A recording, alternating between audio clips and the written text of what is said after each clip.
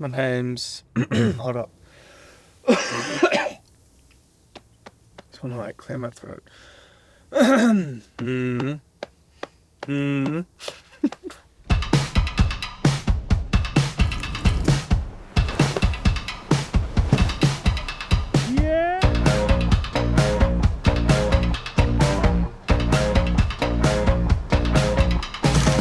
My name's Mitchy Davern, and I'm from Auckland, New Zealand. For a number of years, I chased competitive snowboarding. Mitchy Davern. It was kind of the only route I saw as a snowboarder. Dropping switch, sending it on the third run. Oh! On the 1620. I was lucky enough to have tons of help from the NZ Snow Sports team, and they helped me pursue what I thought was the only way to snowboard. I learned so much in such a short amount of time, but I realized that it wasn't really who I was.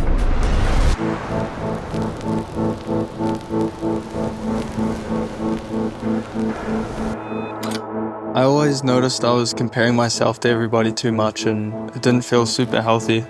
I felt like I was in a pretty weird place mentally. I just found there was so much repetition, and I just felt like I was trying to be somebody who I wasn't. They're having the best time of their lives. Why? Because they practice so hard, they've got coaches, they've got diets, they've got regiments. I met Ben through snowboarding in Whistler, and I could tell that he looked at snowboarding in a way that I hadn't really seen much before. Ben Poechman. I live in Squamish, BC, but I grew up on an egg farm in Ontario. Growing up, I didn't have access to coaches or the whole competitive side of snowboarding. For me, it was very individualistic and creative. I was out there in the cow pastures just building my own terrain parks out of junk, scrap, metal, and wood around the yard and learning tricks that I saw in videos. It's a sunny day, let's sit you out so we can play. The heat is on, it's gonna stay for another one. The CPU sits on the floor, the sheets spread out, the cotton look. The heat is on, we'll find another hook. My approach to stone carving is by first looking at the rock and kind of observing the different shapes and patterns and deciding what the sculpture is going to be based out of those characteristics. And I think I approach snowboarding in a similar fashion, that I look at the landscape and study it, and based on the features I decide what tricks to do and how to interact with it, and it becomes more of a collaboration with the medium and the subject matter.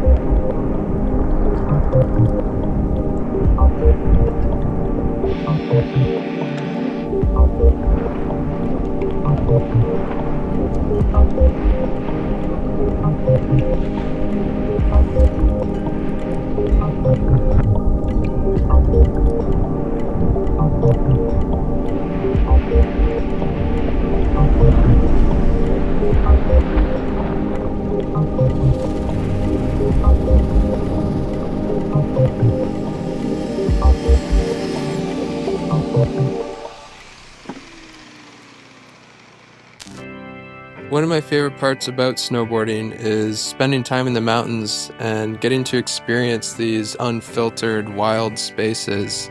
These landscapes often inspire me to create new works of art and explore new ways to express my appreciation for nature.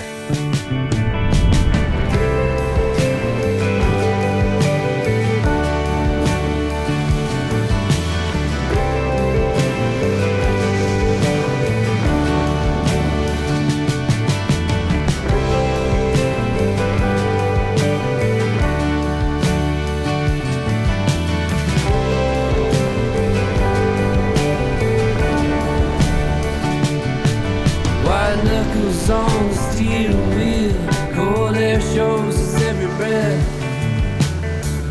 Dreaming of the way she feels, dreaming of his death. Thinking of a time and place I don't think ever was. I'm making up a memory of when he was in love. I think it's pretty refreshing to be in the mountains with people like Ben because he sees the mountains so differently. Mitch is a super funny character. He's always on the verge of laughing, and he's hungry. He's got a new energy for snowboarding again. Coming from different backgrounds and opposite sides of the world, Mitch and I can learn from each other and complement each other's perspectives. I love seeing all the different characters in snowboarding and how they get inspired by their surroundings, whether it's music or culture or their friend group, and how that translates into their riding. You're the only one shining on my cheek. After taking a step back from competing, snowboarding just felt so much more fun and fresh again. It feels way more organic just celebrating everyone's differences and having the time to see how everyone looks at the world so differently.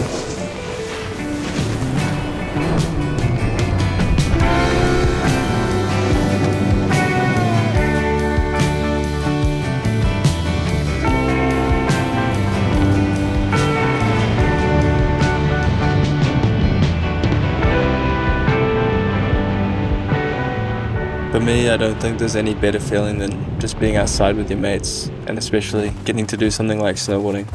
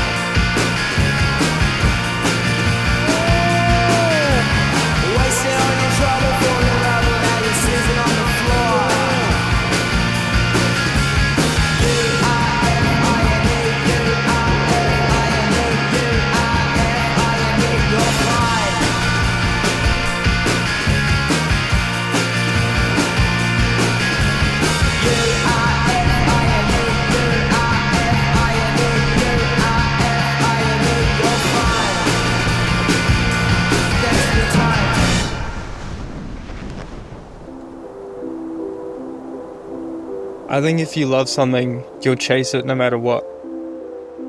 Don't worry too much about being the best. Just as long as it stokes you out, then why not, you know?